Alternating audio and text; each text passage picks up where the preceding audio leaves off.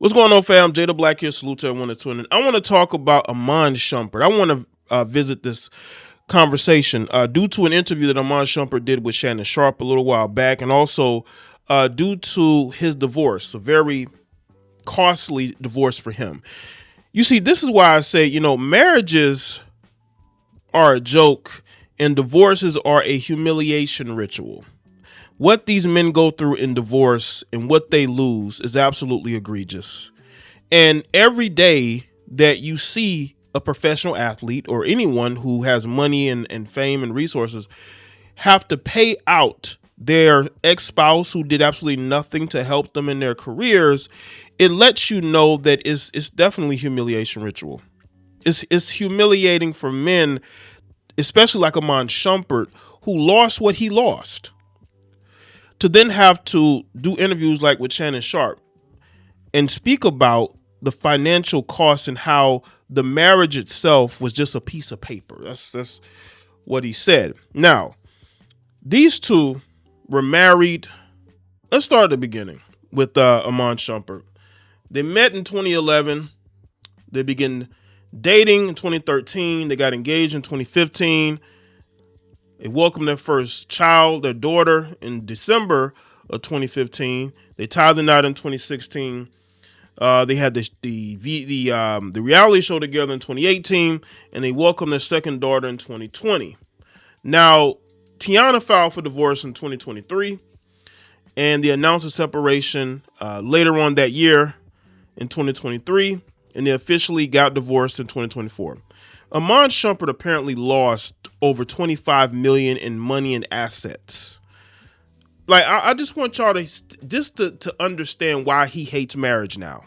Listen, listen, Iman, we've been talking about how marriage is nothing more than a drain on a man financially and emotionally. And there's a lot of heifers who are mad about this. They're mad because he said this. I saw there's a person put a Facebook post. They were very bothered. They spent their morning putting out this long post about what he said, and they want to make all these accusations. One allegation I saw that is untrue is that there was a cheating clause in the contract. There was no such thing. I did research. I looked. There is no cheating clause in that contract. Or marriage contract, because that's what it is, a contract, a marriage contract. There was no cheating clause in that marriage contract. That is a lie. It's a fib. All right. There was a lot going on in this marriage. There are things that went on between those two. Let me just say this: people being invited into the relationship was not a new thing. According to what I've heard, I'm not 100% on that, but I've heard that an extra person wasn't always a bad thing. That's just what I've heard. Not saying it's true, but that's just what I heard, right? So the whole cheating thing, there's accusations that went back and forth. I just think Teyana Taylor was with him because when they got together, it was at a point where she really needed him the most. He was an NBA player, making a lot of money, right? Having that type of relationship benefited Teyana Taylor. Now, you got to understand, they were together through the bulk of the latter part of his NBA career. He played 10 seasons. They got married in 2016. I need y'all to listen to me. They got married in 2016. He played his last NBA game in 2021. She filed for divorce in 2023. And people want me to believe that all this so-called cheating is what did it. Come on, people. Then why didn't she leave before? Why did she wait to leave once he was retired? A year, almost 2 years since. Now, he didn't really retire. It's sort of like a soft retirement. He didn't really put it out there. He hasn't been in the NBA game since 2021. But I'm going to say retired, right? So you wait until he's done in the NBA to divorce him. But I'm supposed to believe that he was this horrible person during the marriage. I don't buy that. I've seen Teyana Taylor. I've seen how she acts towards men. Trust me, she was not letting that man put his hands on her like that. I don't care what anybody wants to say. I don't think she was just letting this man put his hands on her. But it's funny how when divorce happens, all these accusations come out. Now let's talk about accusations. Let's look at when she tried to take him to court for putting out their marriage and their divorce information. Did y'all know? Maybe y'all did because I made a video on it. That she went into court crying and acting like he put out the details of their divorce, and the judge didn't buy it and ruled against her. And in his favor, she had to pay $70,000 to him and his lawyers for dragging them to court for something she did. See, this is the type of person y'all are dealing with, the person who can be very manipulative. I have nothing against Teyana Taylor, but her dragging him to court over nonsense and losing tells you everything you need to know about the accusations that were made against him in that marriage. I'm not saying he was perfect. I'm not saying that Iman did everything right, but I'm not going to sit here and act like women don't make up things to get favorable divorces. Now, speaking of divorces, let's get to the details, shall we? Because he lost out on 75% of his wealth in this. Because apparently they had a joint bank account. Let me tell you, brother, something. Don't have no joint bank account with these heifers. Absolutely not if you plan on marrying them. Apparently, he had to pay her $10 million cash lump sum, right? This is the successful woman that all these women are sitting out acting like, oh, she has all this success and all this, right? She got $10 million in real estate property, which was 4 luxury homes, including the primary home they lived in Georgia. She got a $300,000 Maybach, $80,000 Mercedes-Benz Sprinter, and a $700,000 custom tour bus. She also retained 100% of ownership of her companies. So do you want to know what he also has to pay out every month? $8,000 a month for child support. And also he pays 100% of the private school tuition, which is not cheap, family. That is not cheap at all. But he was left with $2 million. He was left with $2 million and no home to go to. Now, mind you, with the $2 million, he got to find a new home. So that he ain't going to have, he got to find a new home. I don't know what, I believe he may have gotten a car, car or two. He got to pay child support plus the private school tuition. So, is that $2 million still there? I mean, this is what happens, people, when you are dealing with women especially like professional athletes. Don't date women in the industry. They have some sharks as lawyers, and they will make claims and they will put things out there in the media in order to screw with you. And she did that during the divorce. She absolutely did this.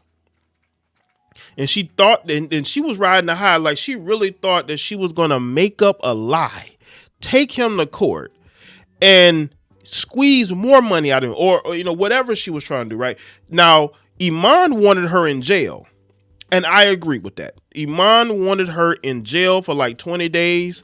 Apparently, from what I read, that the judge was trying to get information out of her financials because she's hiding money and she's not being forthcoming about her financial situation, and that's why the judge was happy to rule against her.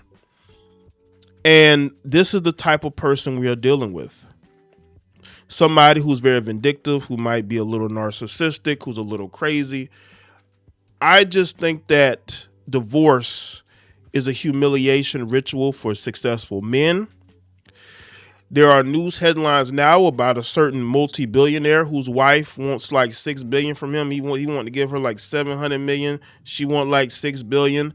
Even though she didn't do much to build up what he has, but there was no prenup and she was with him all these years. So because a woman was your wife, who you financially supported, by the way, you gave her a great lifestyle, you have to take care of her after the marriage is over too. This is the world we live in, especially in America.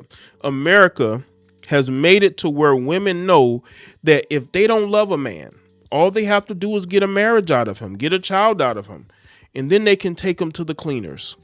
No love has to be involved. We all know that these heifers have no love for anybody but themselves. Iman learned a valuable lesson, and that is why he said that marriage is nothing more than a piece of paper. And there were heifers who were angry when he said that, because they know that marriage is a grift. There's no bigger grift in this country than marriage. Why do you have to marry somebody to show them that you love them? And the thing is this, if you want marriage so bad, why don't you sign a prenup? These heifers ain't gonna sign no prenup because they're not there for love. They're there for your money. This is why, listen, unless you come into the marriage with absolutely nothing, don't worry about a prenup. But you know what's funny? She's gonna make you sign one. It's funny how rich, successful women can get a prenup done, but when rich, successful men want to get a prenup, everybody's outraged. How dare you? How dare you try to get her to sign a prenup? Because you heifers are not here for the right reasons. You're not. Men should protect their money and resources. Absolutely. Women would do the same. Women would definitely protect their money and resources. So why shouldn't men protect their money and resources? Why shouldn't men have to be the one sacrificing? Why are they always put in a situation where they're always having to be the one to be the bigger person and help her? But in our society, women have every advantage to be successful. Every advantage to be successful. And they still choose to be gold diggers. They still choose to get into relationships and marry men they don't like that in order to get close to their money. It's a grift. Marriage is a grift. It's a joke. And I get proven right all the time in these situations. I haven't really been proved wrong. I'm seeing a lot of people get married. I'm seeing a lot of professional athletes recently getting married. All these athletes getting married. I hope it works out. I hope it works out. I don't wish it to be bad. I don't wish it to fail. But what we know in society, what we know about women, is that once they get that ultimate sign of validation, it's downhill from there. And we have a lot to show and prove that is the case. So let me know what's in the comment section below. Let me know your thoughts. Like the video and share it. Make sure y'all go and check out all the links in my description box below. And I will see y'all next one.